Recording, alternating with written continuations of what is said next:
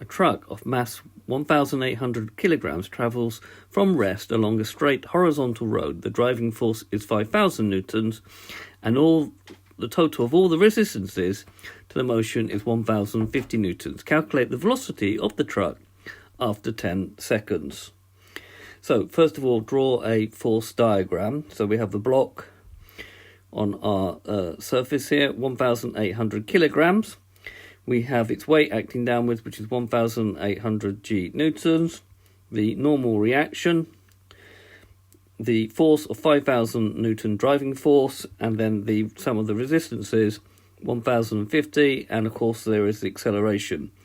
So, resolving horizontally, 5,000 minus 1,050 is going to be equal to MA, so it's going to be 1,800 times the acceleration. That gives me 1,800. A is equal to 5,000 minus 1,050, which is 3,950. A will be 3,950 divided by 1,800, which will give me 2.194 meters per second squared.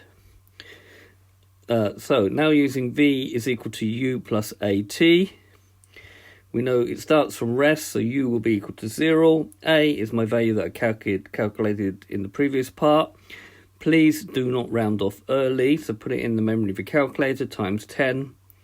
And that will give a velocity of 21.94, which is 21.9 meters per second. Okay, this has been a video to show you how to calculate a velocity of an object acting under some forces. I hope you've understood, and I thank you very much for watching.